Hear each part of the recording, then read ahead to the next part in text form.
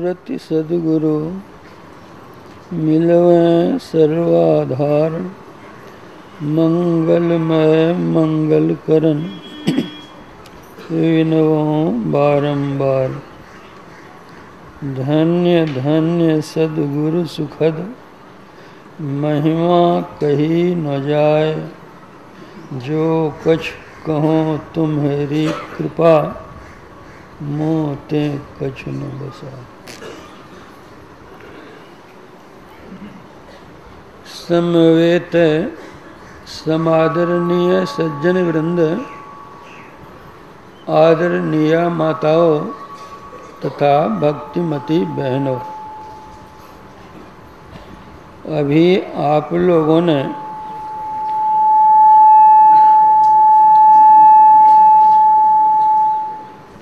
रामचरितमानस का पाठ सुना है। रामचरितमानस एक विलक्षण ग्रंथ है। इसमें यह लौकिक और पारलौकिक दोनों लोकों में सुखमय जीवन जीने की शिक्षा दी गई है। अभी आप लोगों ने मर्यादा पुरुषोत्तम भगवान श्री राम का उपदेश, जो कि उन्होंने अपनी प्रजा को दिया था, सुना है। मर्यादा पुरुषोत्तम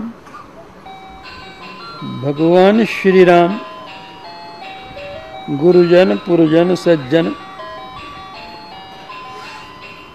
बहुजन को, प्रजाजन को एकत्रित करके यह पहली बात कहते हैं कि बड़े भाग मानुष तन पावा।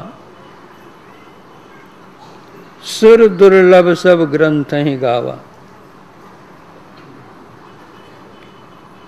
आप्त वचन है, आर्ष वचन है, विश्वसनीय है, मानने योग्य है। किंतु जरा इस पर हम और ध्यान दें। क्या मनुष्य शरीर पा लेने पर ही बड़ा भाग्य हो गया? आज विश्व में हाहाकार मचा हुआ है। लूट पाट, मार काट, छीन छोर, चोरी डकैती, अत्याचार, अनाचार, दुराचार, व्यभिचार, बलात्कार, न मालूम कौन कौन से अत्याचार हो रहे हैं। क्या यह कोई बैल करता है कि गधा करता है? कोई चिड़िया करती है कि कोई पशु करता है? ये संसार में हाहाकार मचाने वाला कौन है? मनुष्य ही तो है। स्वदेश की शिक्षा पाकर विदेश की शिक्षा लेकर के आता है, लेता है घूस और बोलता है फूस। क्या कोई बैल जानवर भी और घूस फूस बोलता है क्या? वह भी घूस लेता है। सिगरेट के डब्बे पर लिखा हुआ रहता है, cigarette smoking is injurious to health. स्वास्थ्य के लिए हानिकर है। उस पंक्ति को पढ़ते हैं, फिर सिगरेट पीते हैं। कौन कोई बैल पीता है सिगरेट? कोई जानवर पीता है कि कोई चिड़िया पीती है सिगरेट? सिगरेट बनाने वाला भी मानव ही है और पीने वाला भी मानव ही है। लूटपाट मारकाट करने वाला भी मानव ही है। क्या कहा जाएगा कि उसका बड़ा भाग्य है? ऐसे मनुष्य को भी भाग्यवान कहा जा सकता है क्या?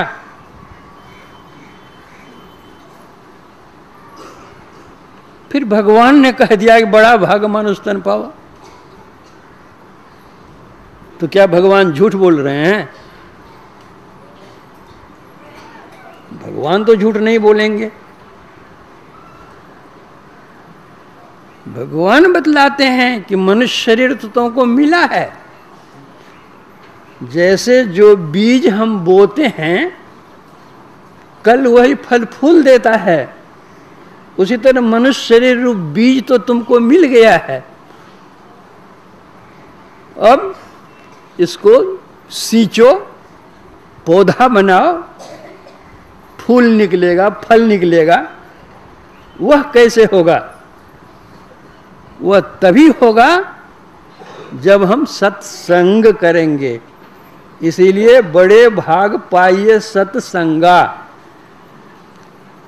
अगर हमको सत्संग नहीं मिला, कुसंग मिल गया, तो परिणाम क्या होगा?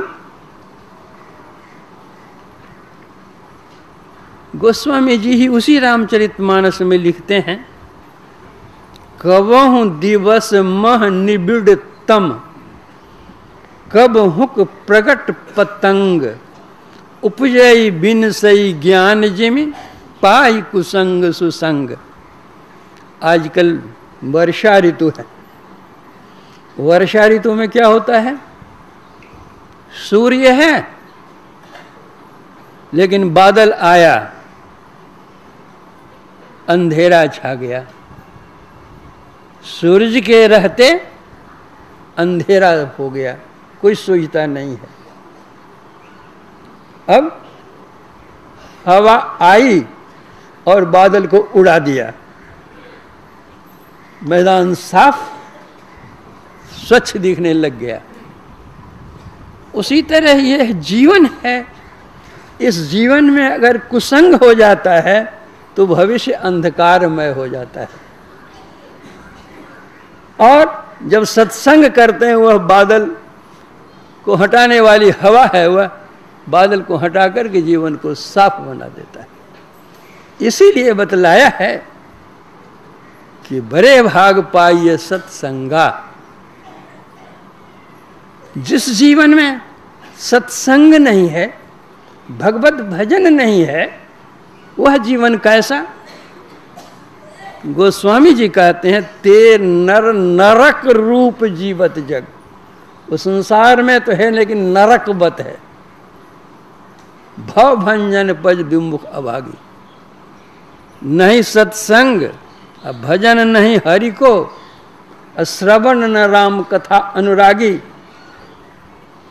तब सुत बित दार भवन ममतानि से सोबत अतिन कबहुमति जागी। तुलसीदास हरि नाम सुधा तज, सठ हठ पियत विषय विस्मांगी। उसका जन्म कैसा है? शरीर तो मनुष्य का है, लेकिन उसका जीवन कैसा है? सूकर स्वान श्रृगाल सरिस जन। उसका जन्म किस लिए संसार में? जन्मत जगत जननी दुख लागी। अपनी मां को सताने के लिए ही वो जन्म लिया है।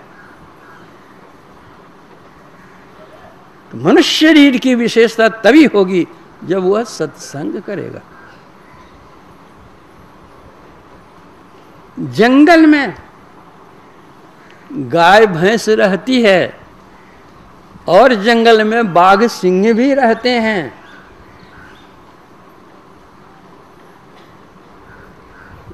गाय भैंस कभी मांस नहीं खा सकती और बाघ सिंह कभी घास नहीं खा सकता। बाघ सिंह जानवर है, वह जानता है कि हमको क्या खाना चाहिए। गाय भैंस जानवर है, वह गाय भैंस जानती है कि हमको क्या खाना है। गाय भैंस भूखी मर जाएगी लेकिन मांस नहीं खाएगी। बाघ सिंह भूखा मर जाएगा लेकिन घास नहीं खाएगा। तो जो जानवर वो उतना टेक रखता है, और हम कहते हैं हम मानव हैं, बहुत बड़े विद्वान हैं, ज्ञानवान हैं, शिक्षित हैं, सुशिक्षित हैं और दीक्षित भी हैं।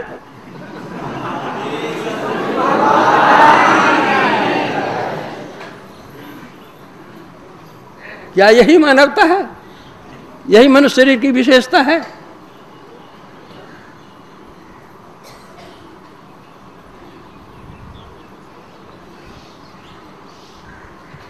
इसलिए जहां पहली बात मनुष्य शरीर की विशेषता है, उसकी विशेषता तभी आरंभ होती है जब बड़े भाग पाइए सत्संगा। जब मनुष्य शरीर मिला हुआ है और सत्संग करते हैं तो भगवान राम कहते हैं,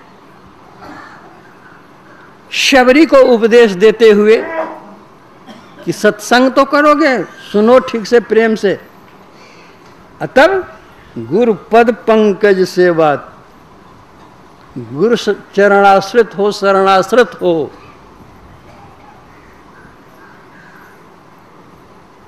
जो कोई सत्संग कर सदगुरु की शरण जाते हैं, जे गुरु पद अंबुज अनुरागी, ते लोग कहूं बेदहूं बड़ भागी। अब भाग्य और बढ़ गया, गुरु चरण आश्रित हो गया, गुरुमुख हो गया। अब गुरुमुख होकर के भी जो मनमुख बना हुआ रहता है, गुरु आज्ञा माने नहीं, गुरु ही लगावे दोख, गुरु निंदक जग में दुखी, कभी न पावे मोक्ष। उसको मोक्ष कभी मिलने वाला है ही नहीं। मनुष्य शरीर मिला तो क्या हुआ, सत्संग भी किया, गुरु की शरण भी गया, शिक्षा भी ली, दीक्षा भी ली, परिणाम गुरु गए कह के चला मुँह बह के। तो भाग्य में वृद्धि तभी होगी जब संत सदगुरु की शरण जाएंगे, उनकी आज्ञा का पालन करेंगे। बड़े लोग क्या करते हैं, हमारे गुरु क्या करते हैं, यह तुमको देखना नहीं है। गुरु ने तुमको क्या कहा है, यह तुमको करना है।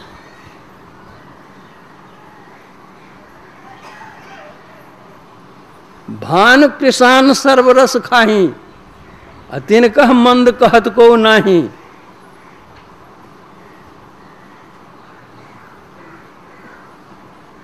समरथ को नहीं दोष गुसाई, रवि पावक सुर सर की नाई। वे क्यों करते हैं, क्या करते हैं, वो देखने की हमारी दृष्टि कहाँ है। हमारे गुरुदेव थे, विचित्र लीला कभी कभी वे करते थे, जो लोगों को वो लीला अच्छी नहीं लगती थी, लेकिन परिणाम उनका इतना अच्छा होता था, पीछे जाना जाता था। एक सज्जन आए, गुरु महाराज शाम के समय व्हील चेयर पर टहलने के लिए निकल रहे थे।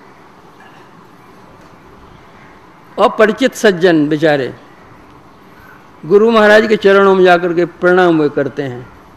गुरु महाराज पूछते हैं, कहाँ से आए हो? कहा अमुक जगह से। क्या नाम है? नाम बतलाया। क्या करने आए हो? तो हुजूर के दर्शन के लिए आया। व्हीलचेयर के पीछे और लोग सभी बैठ थे, चलने वाले। गुरु महाराज का व्हीलचेयर आगे आगे चलता था, पीछे से लोग सब चलते थे। गुरु महाराज कहते जी इसको बांध दो जी। अब जितने लोग थे सब अवाक हो गए कि कोई सज्जन आवे दर्शन करने के लिए और उनको बंधवा दें, कि कहाँ का न्याय। तो जो पीछे पीछे थे लोगों ने बहाना किया कि हुजूर यहाँ बांधने के लिए तो कुछ है ही नहीं है, आए हैं दर्शन करके चले जाएंगे। तो गुरु महाराज कहते इन्हीं की धोती से इनको बांध दो।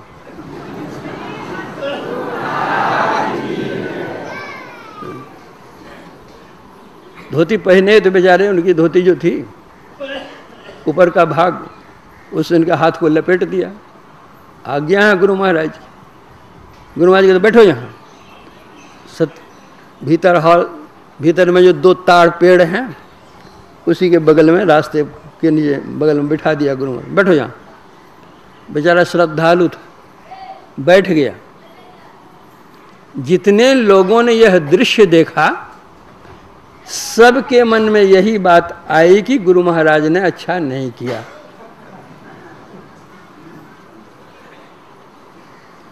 लगभग 1 घंटा गुरु महाराज टहलते थे। 1 घंटा टहलने के बाद गुरु महाराज फिर लौटते हैं तो बेचारा बैठा हुआ वहाँ पर है। अरे हाथ धोती से लपेट जाएगा तो कब भागा रहता हो, लेकिन श्रद्धालु था, बैठा रहा। गुरु महाराज कहते हैं अभी तक तुम बैठा हुआ है, अच्छा जी खोल दो बंधन। हाथ खोल दिया गया। गुरु महाराज कहते हैं सीधे घर चले जाओ, रास्ते में कहीं रुकना नहीं, घर चले जाओ। बेचारा प्रणाम करके चला गया घर। जितने लोगों ने दृश्य देखा किसी के मन में यह बात नहीं आई गुरु महाराज जो कर रहे हैं अच्छा कर रहे हैं। 15-20 दिनों के बाद वह आदमी फिर लौट करके आता है। वैसे तो 50, 10, 20 लोग रोज आते ही जाते ही रहते हैं यहाँ पर, 150 भी आते हैं, कौन आए कौन गए कोई बात। लेकिन जिनके साथ कुछ घटना घट जाती है तो वो पहचान में आ जाते हैं कि इन्हीं को गुरु महाराज ने बनवाया था। लोगों ने पहचान लिया कि वही आदमी है। आकर गुरु महाराज के चरणों पर वह गिर जाता है, प्रणाम करता है और कहता हुजूर ने मेरा उद्धार कर दिया।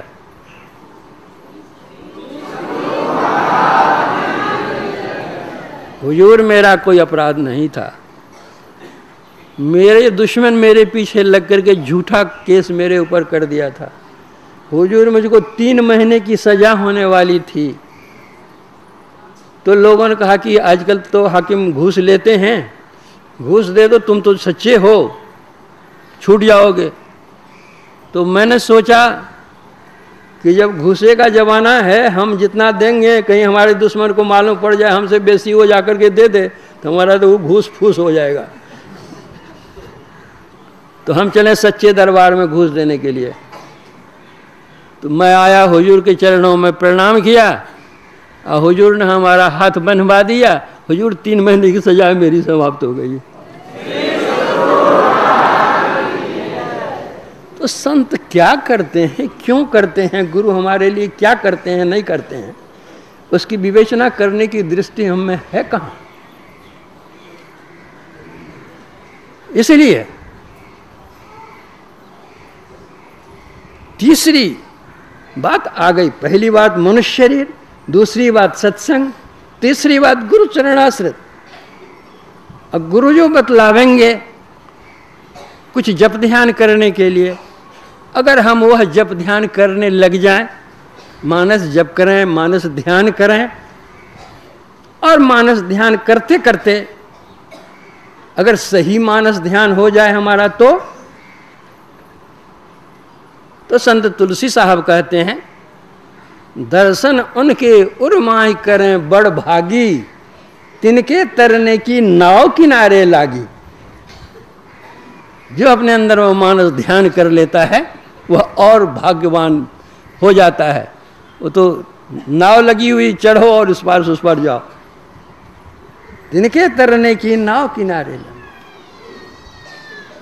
तो यह तो मानस जप, मानस ध्यान स्थूल क्रिया है, स्थूल साधना है। इसके बाद फिर और भी तो साधना चाहिए, तब न भव सागर पार होंगे। और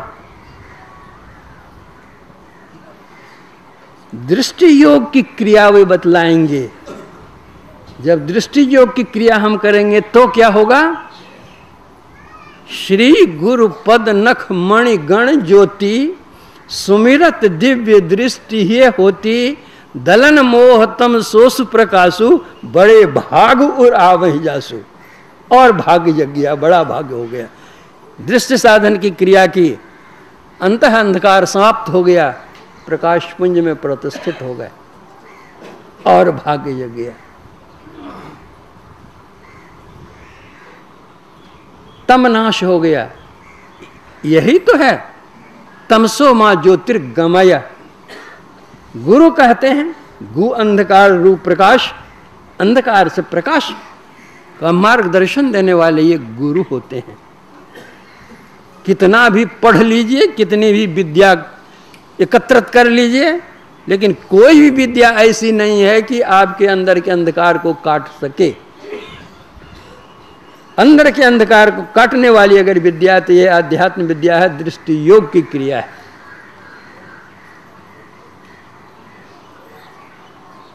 और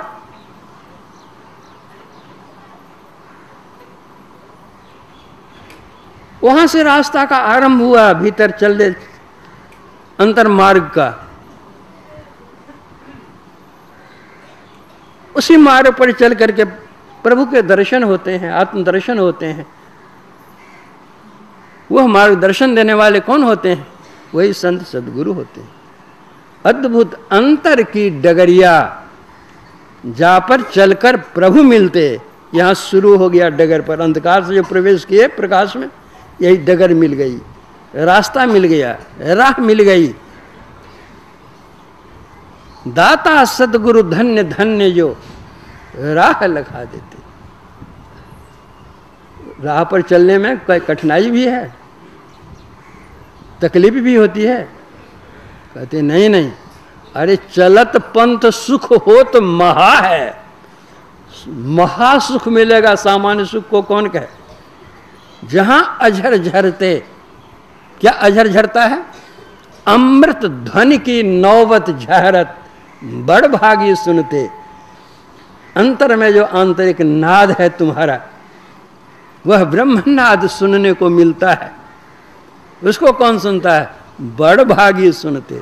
जो बड़ा भाग्यवान है वही उस नाद को सुन सकता है, दूसरा नहीं। जो दृष्टि योग की साधना करता है, सूक्ष्म में प्रवेश करता है, उसी को वो सूक्ष्म नाद मिलता है। और जो उस सूक्ष्म नाद को पकड़ता है, तब क्या हो जाता है? में ही प्रभु मिलते।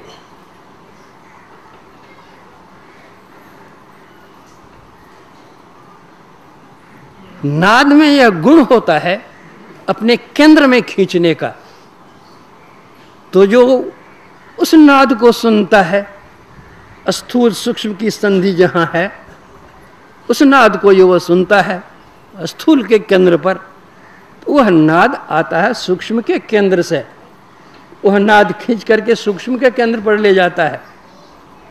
सूक्ष्म के केंद्र पर जो नाद वह सुनता है, वह खींच कर ले जाता है कारण के केंद्र पर। कारण के केंद्र पर जो नाद वह सुनता है, तो वह नाद ले जाता है महाकारण के केंद्र पर। महाकारण के केंद्र पर जो नाद वह पकड़ता है, तो ले जाता है कैवल्य के केंद्र पर।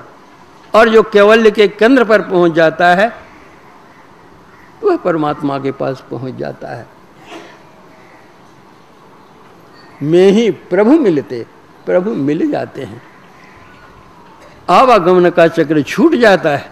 दैहिक दैविक भौतिक इन त्रितापों से जो मानव संतप्त होता रहता है, सदा के लिए मुक्त हो जाता है। नर्तन की उपादेयता यह है। इतना कह करके अपने प्रवचन में मैं विराम देता हूँ। आज रविवार है, गुरु कीर्तन के लिए।